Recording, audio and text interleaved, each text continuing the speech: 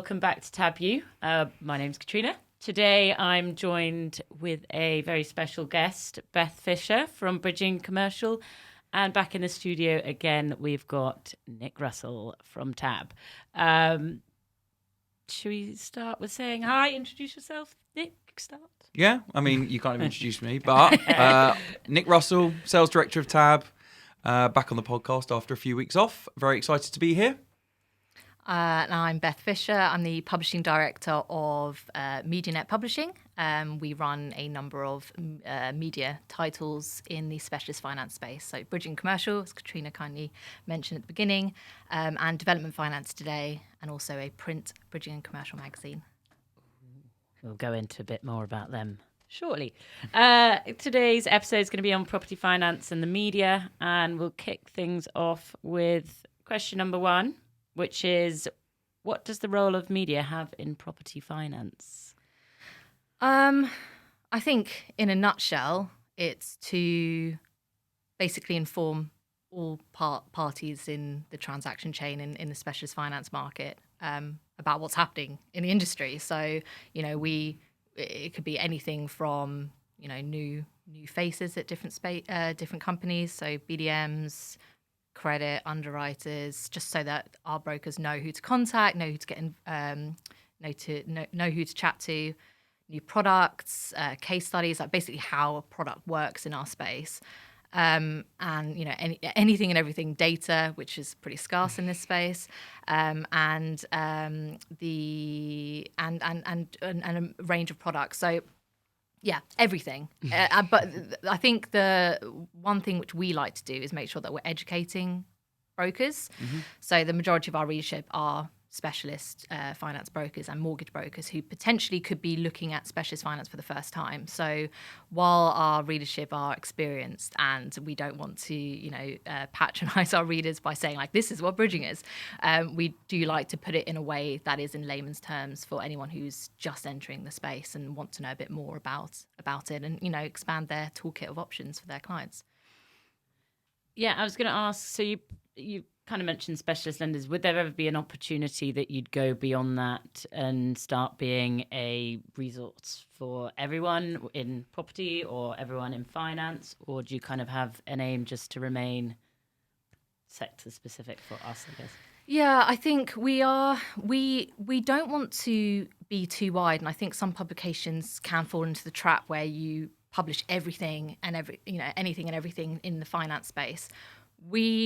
Our bread and butter is bridging and commercial finance. And then on our Development Finance Today publication, it's property development finance. So it is what it says on the tin.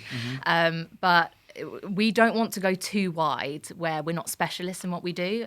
We know this market inside out. People come to us for that content and they don't go to other publications for bridging finance news because they know that we have the inside scoop of everything. We do publish the most breaking news. We get all the exclusives, we get all the scoops, and we understand. We meet everyone. So any new broker, developer, lender in our space, we like to meet and understand how their business works, what they're offering that's different, which a lot of the time isn't a huge amount because it's so competitive right now. So I feel you've got a lot to write already. Hey, yeah, we've got a lot. We saying that there is room. So we used to run development finance news on B&C. So we launched B&C in 2008 as a result of the financial crisis, and that was an area where bridging started booming because no mainstream banks were lending. So it was a great time to start that publication, and then we launched DFT in 2014. But previously we ran development finance news on that site. We do the same on B&C where there's some other products in the specialist market which we run. Potentially we could produce something separate later in the year or early next year. So there is definitely, expansion plans for us, which is exciting. But we do want to keep it very niche. So you're not going to see us run mainstream mortgage news anytime soon. Hold on. So how many lenders were there in the industry when you set up in 2008? How many were actually either left, which probably none, and how many had sort of spawned from that in its sort of early phases of bridging coming back to life, shall we say? Yeah, I mean, this is... And obviously the rates back then as well. Yeah, I mean, it's hugely different. I joined in beginning of 2014, late 2013. So I didn't start from the beginning, but I do know from looking at the website from back then, it was a very, very different website we had, very, very clunky. And we had some advertisers which actually still with us today, which is amazing. But yeah, there was probably under 10 at that time. I know that, you had the likes of Together, Masthaven back then. And sadly, Masthaven is no longer lending in our space anymore. But that's quite an interesting kind of comparison, since it's countless. There's lenders I still come across like on a weekly basis which I've never heard of before, or like come up in conversation. A lot of these kind of smaller lenders are family offices that don't really have a brand, so they're just lending. It's more like a lifestyle lending proposition, so it's really hard. And because there's no data in our space really, it's really hard to actually say how many, but I would say there's a good 150, I'd say, that are, lending a decent amount. Just on bridging? Yeah, in bridging. And we probably talk to just shy of 100 of them.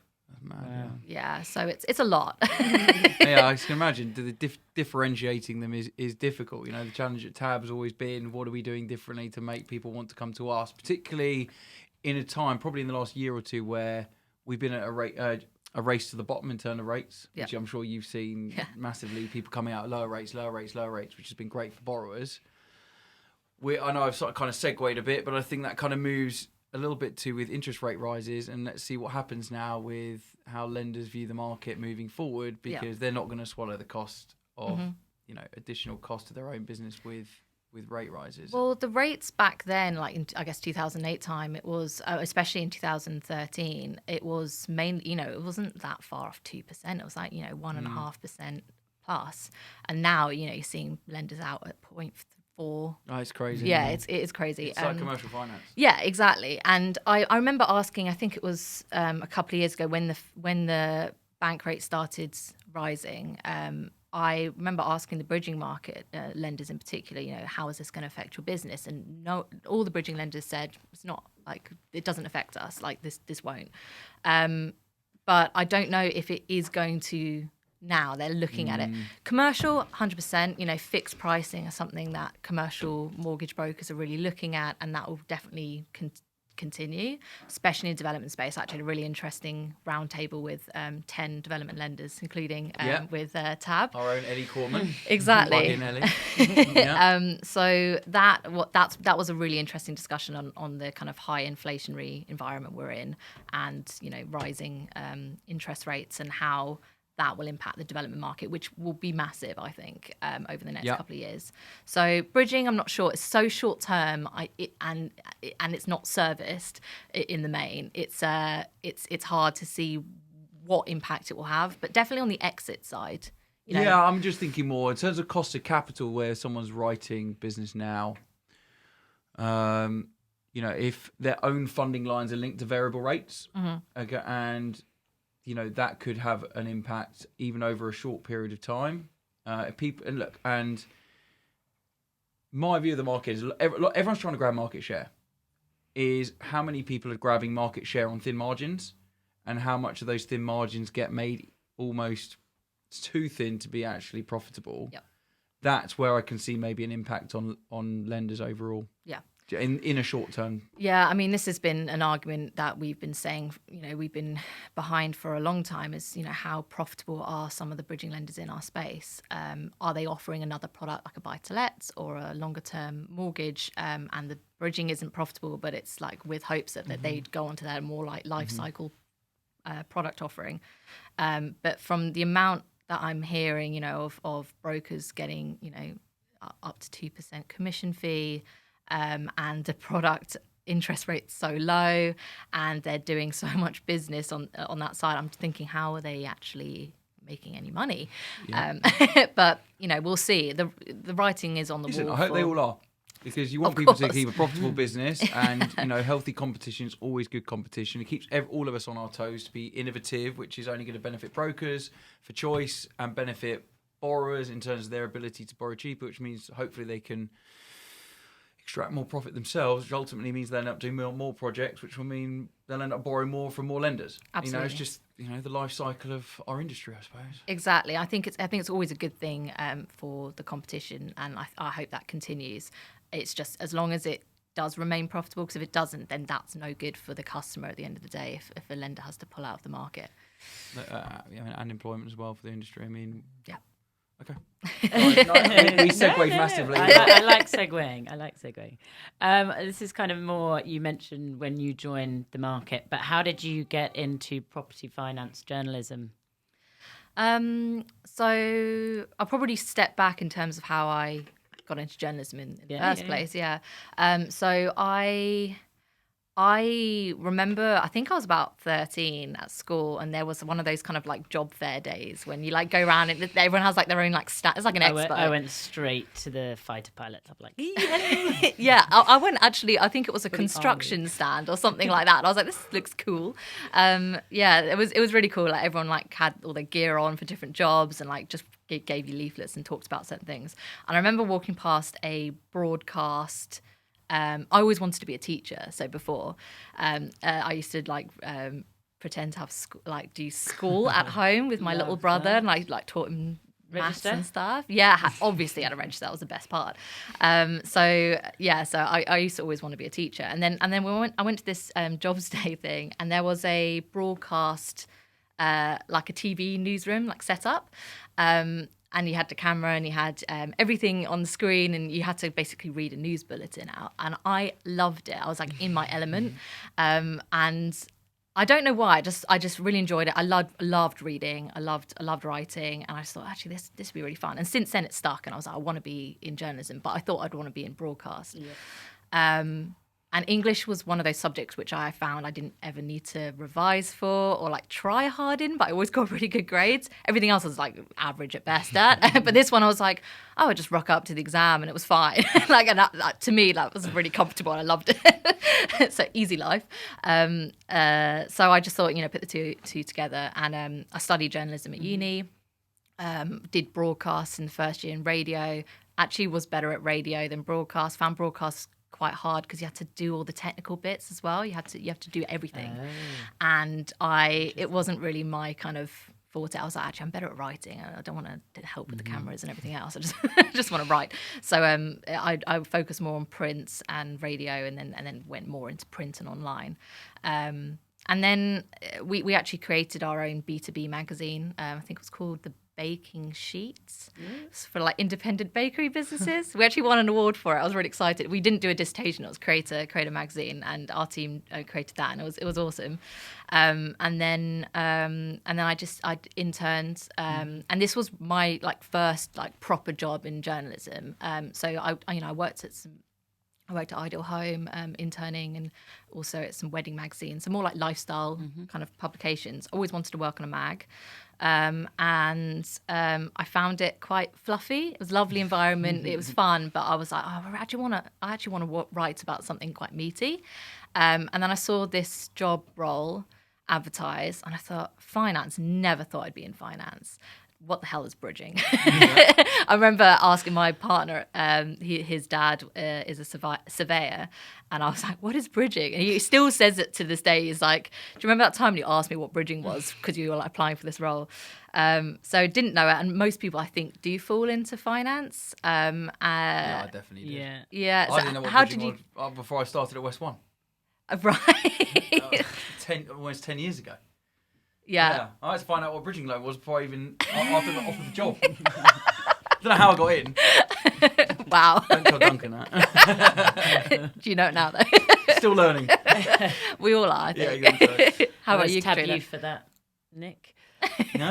Fell into Exactly. finance, definitely. And then my previous job was in kind of property development finance. Then came to tab, also kind of a bit bridging, but sort of having a general idea. And then wrote a couple of blogs and realised, it Quite all good at this. clicks, it all falls into place now. Yeah, I think the good thing when I joined, we had obviously we had more publications back then. We had Loan Talk and Debt Management Today we were writing for, and we had a range Sounds of fun. yeah, it was great.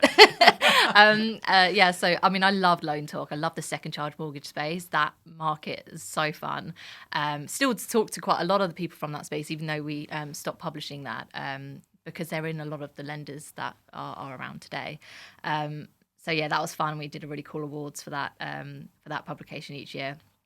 But what I found when I first joined as a reporter, so I've done pretty much every role in our company on the editorial side, which is good. It's actually really useful because when we recruit new people, I know Definitely. the roles. Yeah. So I know, like, if they come to me like, someone's pulled out this and I've got a deadline, blah, blah, I know the pain of that, so I can understand it, and I also know like where like there's like easier ways to do things.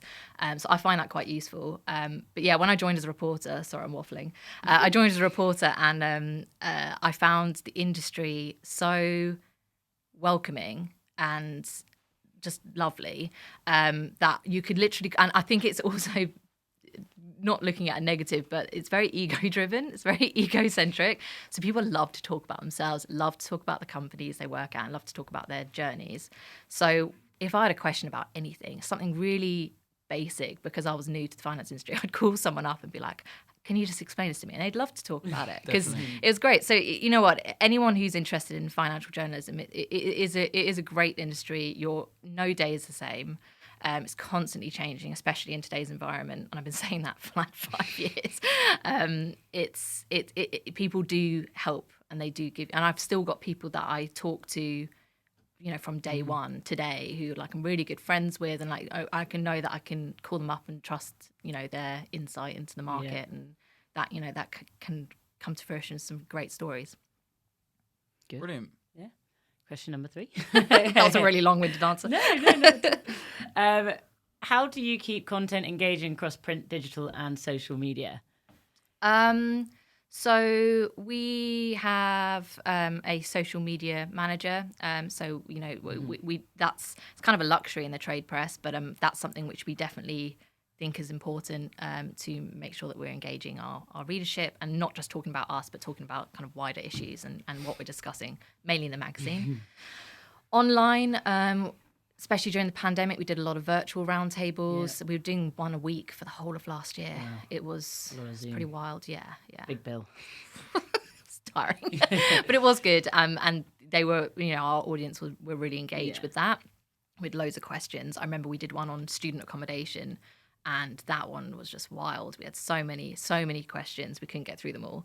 And that's the sort of thing we love to do. We want to make sure that it's completely engaged. My phone's going off. Should I wait? Is it vibrating? Okay. Anyway, stop and stop. So online, it's really doing these kind of virtual as well as in-person roundtable events. We're doing these, breakfast clubs and supper clubs, and we get really good content from those, mixing up roundtables, also just expanding who we talk to, not talking to the same companies. So for example, the roundtable we did yesterday, there were some new faces I hadn't met before, and also tertiary companies. So it's not just. We're not just talking to lenders. We're not just talking to brokers. We've got, project monitors on there, you've got developers, you've got your brokers, you've got everyone on there. And that's where you get the differences of opinion. So we want to make sure that our articles are really representative of the industry, and that includes diversity as well. So making sure that it's not just the same type of people. Yeah. How innovative do you think companies are in our space in working with you? I've always felt that kind of property's always been a bit behind the curve in terms of how innovative and creative it is regarding its marketing, its socials, and content. Except Tab, obviously. I mean, look where we are right now.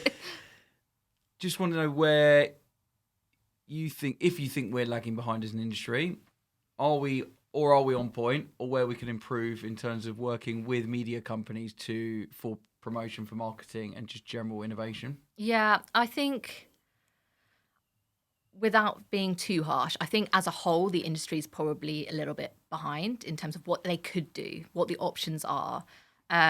but that's also on like us as a media company, and obviously the other side of the business, which is marketing and presenting those ideas, which I think we do well. But that's something which, you know, always like show what opportunities there are. But there are some companies, you know, including yourselves, which really know how to do it, and they know how to, you know, get their brand across in an informative way and an engaging way, and attracting new audiences, because it's something that's important to us, is to attract the next generation of brokers and property developers. That's really key for us. So, you know, you have to be looking at where we're putting our socials, what we stand for. Yep. And we've put a lot of work in that, in terms of, you know, we rebranded to MediaNett Publishing in February this year. And over the last few months, there's been a lot of kind of internal restructuring, and that's been really helpful to no one can see that, but you know, we've got the messaging right, we feel, in terms of what we stand for and what we want to do as a business.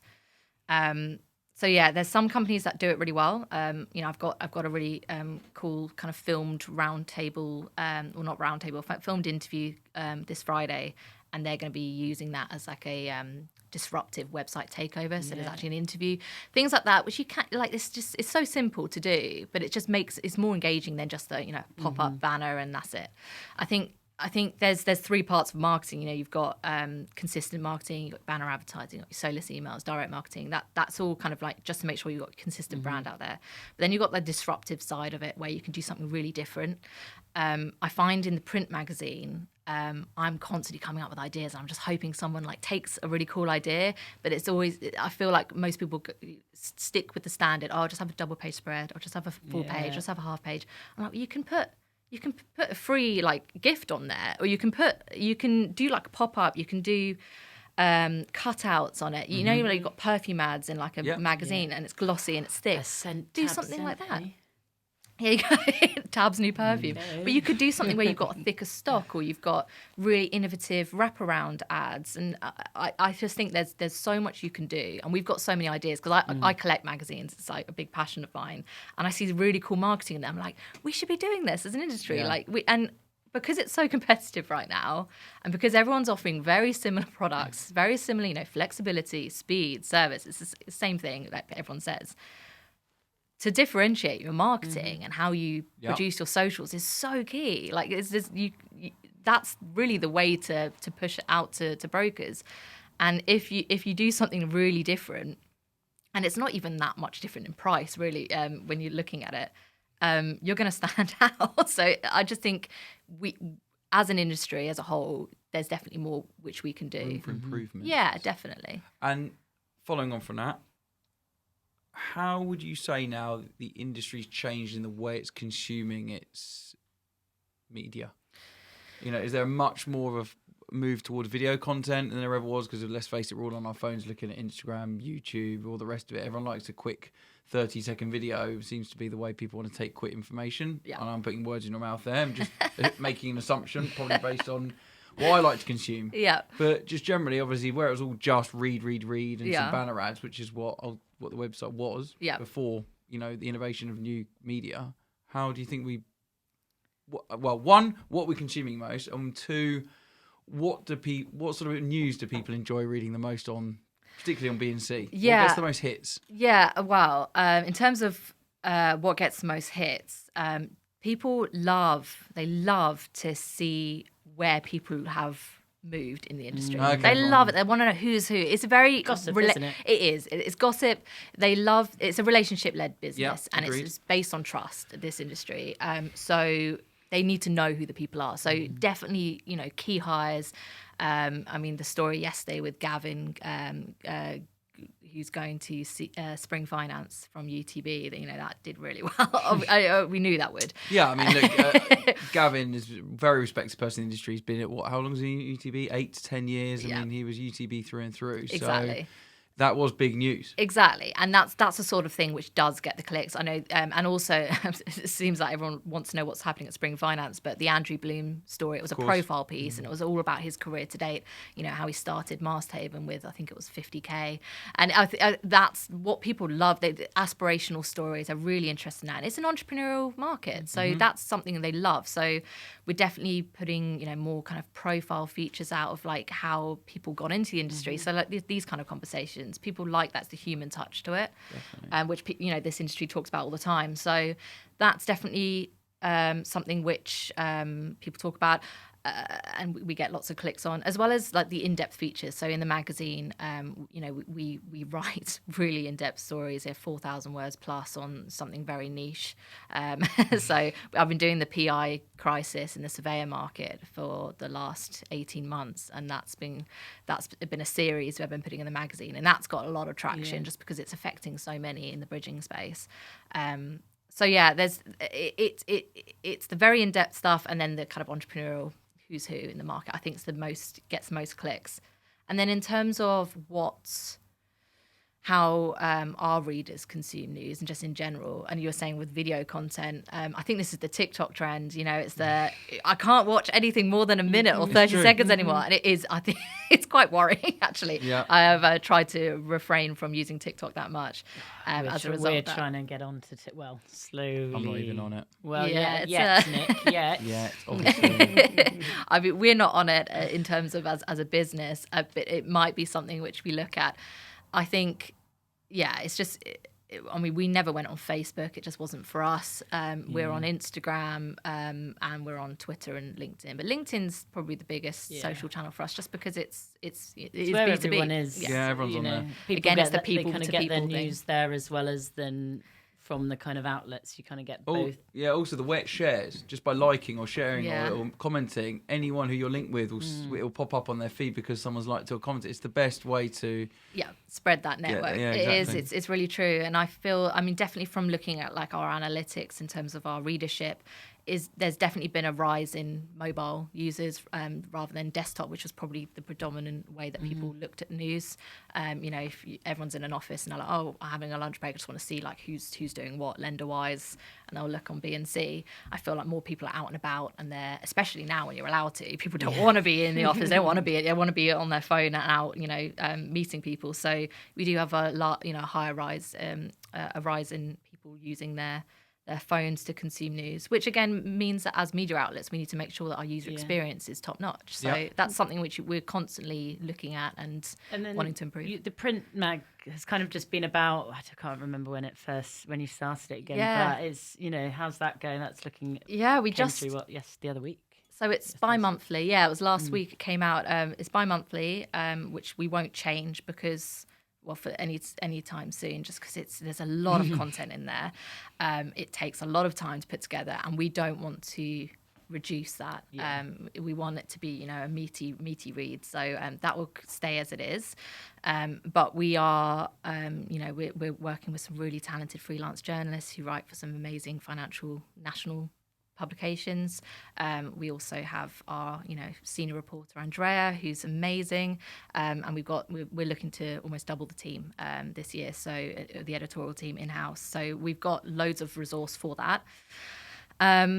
We went backwards because obviously we started online and then went into print, and most people start in print and then go online. So we did kind of what you shouldn't do, but we've been profitable since year one. And I believe I'm a big reader of magazines. I collect them, as I mentioned earlier, and I just love the tactile element of having a magazine, flicking through it. Even if you're at work and on your desk and you've got it there, and you're like, oh, who does, I don't know, who lends in Northern Ireland? And then there's a feature in there about Northern Ireland bridging. It's such a useful tool of finding companies and people and just learning about the industry. The education side is really key for us. And that's why we always try and get a wide range of people involved in it. So each issue will have different people in there. So it really is a tool that every broker should have on their desk. And we want it to be a coffee table book. So when you go into like a bank or a lender or a broker's office, it's there like in the middle. It's the prime one. And that's what we wanted to create, something which doesn't look like a trade publication. We wanted to break the mold of what trade press is. And bring something that's completely new. And I find that we work with our photographers, does London Fashion Week, for example. Like he's an amazing photographer, and it's not just men in suits on the front cover and that's it, or throughout the magazine. We want like innovative photography, illustrations. commission those all across the world. So we get some really cool designers. Our designer's amazing, our graphic designer. We wanted something that's different, and that's the only real way to go into print at this day and age. It needs to be a really niche publication that doesn't do everything. It does something very specific. You know the market inside out, and it looks good. Like, it has to look good. Agreed.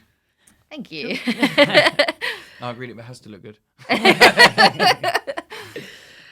Moving on to question 4. I mean, we kind of touched on it, but how do you see the media market changing over the next 5 years? And I guess that's from the way people consume media, the way, I guess, looking back on the past 5 years, how it's changed. I mean, maybe 5 years is because even in the past 18 months, it's all changed. It's definitely changed. I mean, like you say, over the last, during the pandemic, we didn't want to stop our print publication, but we knew a lot of businesses were getting their magazines to their offices, and if people were working from home, who was reading it? So we actually went through this whole process where we were basically advertising to change your address, because you can do it easily online. It takes like 2 seconds. Change your address to your personal address or somewhere else, or get it forwarded to your personal address. And we did. We pretty much got everyone to change over where they get their magazines. So it meant that people still got the magazine throughout the pandemic, and we didn't stop an issue, and that was something we were really proud of. So that was a weird thing where we had to kind of think on our feet, which most companies in our space had to do. So that was that. And on top of that, we couldn't get photographers out. We couldn't do interviews face to face. So it was a lot of Zooms and a lot of back to back stuff like that. We got illustrators to create really cool things for us to make sure that the magazine still kept its high quality in terms of design. So that was something which we innovated in the last 2 years or so. In terms of the last 5 years, I think it's really, again, about user experience. Websites. We rebranded our websites, completely overhauled them in 2017, I think it was. Definitely, it's time to relook at that. Something which we'd love to do. So that will be on the cards, or is on the cards. And Would you consider getting an app? We actually used to have an app. Wow. It's funny you say that. We actually had a conversation with Mo, who's the founder of our business, not that long ago, about potentially bringing the app back. Yeah. It wasn't really highly used back then, and it was actually quite a lot of work to get it to work how we wanted it to work. So it was just one of those things where but we never really promoted it or did too much with it. But now that we're seeing more people consume their news on their phone, and most lenders in our space are using apps, it is something which we are considering to bring back. So what watch about this space.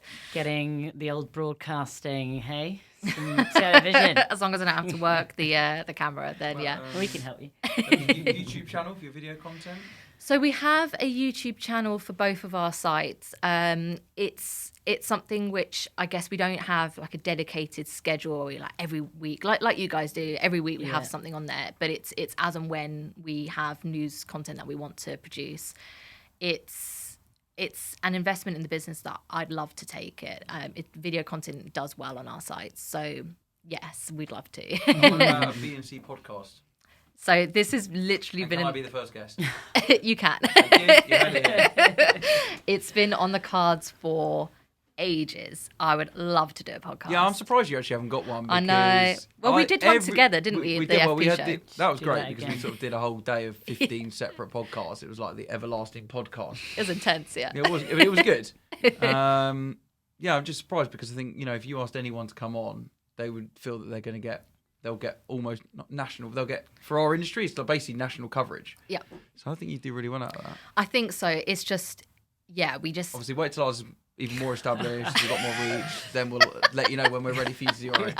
To come in. Yeah, exactly. Yeah, no, it's definitely something we'd want to do, and it would probably be in conjunction with the magazine. Yeah. So a lot of kind of looking at topics we've discussed and just analysing those and getting people's commentary, following that, because the stories go out and then people engage with us and this is a really good read, blah blah blah blah, and then we have sit down meetings and catch ups with people in the industry, and they're like, I read this comment from this person and I really disagreed with that, blah blah blah. We should have that on a podcast. Yeah. It really should. It really should really good be engagement. Yeah, so that is definitely something on the cards. Just hasn't happened yet. Again, we don't want to expand the business so much that we are not constantly enhancing what we offer. It's one of those things where you was it walk? You can't walk before you run, or run before you walk, whatever. You just want to make sure that you're getting each thing perfect. And I feel like we've done that with the publications we've got. So it is definitely time to start innovating and adding those sorts of things. And actually, because we're recruiting for a new team, someone actually talked to you yesterday. She was really into podcasts, so that would be great. Watch this space. Yeah. Cool. And then I guess let's end on question number 5, which is, what are the big things in the market you're positive about? What's the good news? I mean, in a time that you kind of mainly doom scroll and everything, can be quite negative. I guess bridging's quite different because mainly it's nice stories. But what are you really positive about? Yes. Nick, what do you have to say on that? It can be. I mean, bridging is an extremely useful tool, as we all know, and with pricing that's gone down. I mean, like when I started in 2012, 2013, if you got 1% a month, you were winning. Now, if a broker gets quoted 1%, they're almost slamming the phone down on you. Yeah. So in terms of winning, I think people have won out of the product because it's become it is now effectively a mainstream price product. Yeah. I think the bridging loans are only as good as the way out anyway, right? It's anyone can lend on the property, but how lenders, borrowers and brokers conduct themselves once it's time to exit, that's when you know whether the loan's been a good news story or not on the way in my opinion. Very true. I mean, we ran a story in our magazine in the issue before last, the November-December issue, all about step rates, which I think kind of ties in quite nicely with that, really about, should brokers be paid half at the completion time and half when they exit, to show that they actually stayed with the client the whole time? No, because they want the extension fees and all the fees on the way in. That means they're doing themselves out of fees. That's not going to happen. Yeah. Ultimately. Yeah. I mean, sorry, brokers. I was a broker, so I can speak from experience. Yeah. So those sorts of things, those kind of debates, we like to have. We want to make sure that we are holding people to account, and this goes back to like what the role of media is in our space. It's really promoting and encouraging transparency in a largely unregulated space. So there's no bar to entry in our market. Exactly. And sometimes we see lenders, or we meet lenders, and we're like, do they know what they're doing? And so it really is to make sure that there is maximum transparency, there is treating customers fairly, and we are holding people to account if there's things we know about. I think the struggle we have is that brokers can be fickle, and they can call us up and say, oh, we've heard this lender's doing this, and have a complaint. Probably 9 times out of 10, there's not really anything to it. There's no story really. It's just an argument. They just had a bad experience on one particular case. Exactly. With that particular lender. And there were multiple people to blame, or whatever the case was. But then there's one that and you're like, actually, that's definitely something. And then you investigate into it. And I think our job is to make sure that we're getting that definitely. 1 out of 10 and making sure that we're bringing it to light, so that brokers who are new to the space, especially, they know what questions to ask lenders. And we talked about funding earlier. That's one of the main questions to ask. How are you funded? Is it committed? Like, what do you how are you? How do you charge certain fees if they need an extension? Like, how do you treat your customer? Do you work with them, especially in development finance right now? So that's for a broker. Like we try and push that kind of what questions you should be asking, how you should be conducting yourself, even though it's in an unregulated market. There's so many things to look out for, and if you're in it for the long term, you're not gonna retain your clients if you're not asking those questions, because your clients probably they might get themselves into a bad situation. Yep. So agreed. Yeah. I don't know if that answered your question. I think we just waffled on something else. Sorry. Good news. Good news. We don't even breathe this industry. We can talk about it all day long. I know. How sad we are, but it is what it is. The life we chose. Exactly. But good news. I I think the industry is really starting to turn a corner in terms of diversity and inclusion. That's something we've really been pushing. I don't know if you saw the Amy report last year on that. That was really eye-opening and shows, we still do have an issue here. We're very our editorial guidelines, and especially we do the same thing with our freelancers. We have to make sure that we've got a diverse panel on all of our events, make sure we have diverse judges for our awards, and also with commentary on articles. So it's a big thing for us to make sure that we're trying to be as inclusive as possible. And it is difficult to get people to get the right people on, because sometimes they don't give some companies don't give media training to all of their team, or their senior team. They'll just give it to one person, like the CEO or the MD, who 8 times out of 10 is generally a man. So we want to make sure that we're promoting diversity as much as we can, and we kind of have to force the hand a little bit to do that. Are companies giving media training in our industry? Yeah. Interesting. In the market for some, Nick? No. I think you guys have got it covered. I think I need it. James is saying yes, you need it. No comment. Because I'm trained. Aced it. Yeah. 10 podcasts. That's all you need. That's all you need. That's it. Well, I think that's good. Any more? What's going to be new for you guys in terms of like what you're doing? Obviously, your podcast is successful, and you're doing a lot of them. But what's next? Nick's going to be on more videos. Definitely, from my perspective, we're going to increase our general video content's going to go up. Nice, definitely, and more regularly, more of this. We've got some new. We're constantly looking at new products for us. Can we do things differently? I think you will see something different from us very, very soon. Okay. Watch this space. I can't reveal just yet, but it will come out very shortly. But I'm quite excited about this. A little bit different. I'm quite interested to see the market's reaction as well. I'm sure we'll have a chat when the microphones are off. Patonche. What else? Just more of the same. I think we do things our own way. We'll still walk around in our hoodies. We still do our tab thing. We'll just keep being ourselves, I think, and that's what's differentiated us in this market. Look, it's extremely competitive and saturated market. I always say that. And to break the mold and try and break into the larger round territory of lenders in our space is not an easy feat to do, because the big boys are still playing, and they're still always going to have cheaper money than you. When someone's a decade ahead of you in our industry, and if they're still going, they're probably doing the right things, which means people, there is a lot of liquidity. There was never money from the US in our industry 5-10 years ago. It didn't exist. But for the US, big banks, investment banks, to be throwing, one lender's taking £500 million, another's taking £200 million at very cheap rates. How restricted those funding lines are, it doesn't really matter. The bottom line is they're all here to play. Yeah.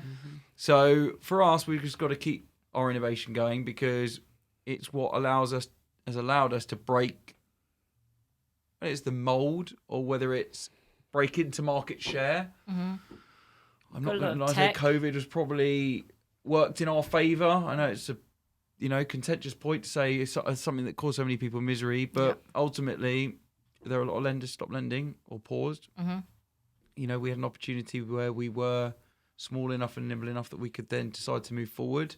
But it allowed us to be innovative at a time where it wasn't just lend and compete with everyone else. It was, right, what can we do differently to now differentiate ourselves, to take some market share, and then continue along that path, really whilst also growing and lending. Yep. And I think that's what's got us to where we're going, and I think we'll continue along that path and just keep growing with it. Have you been attracting a kind of different audience in terms of clients and brokers? Because I talked a little bit about attracting a younger demographic. Have you been doing that because of kind of how you promote yourselves? That's a difficult one to say. I don't know, because ultimately we are looking to speak to as many brokers, offer our products to as many people as possible, just like everyone else. I think when it comes to just having BDMs and sales teams on the road, I don't think that will ever change that much, because ultimately people will deal with people they like, and it's a relationship game, as you mentioned before.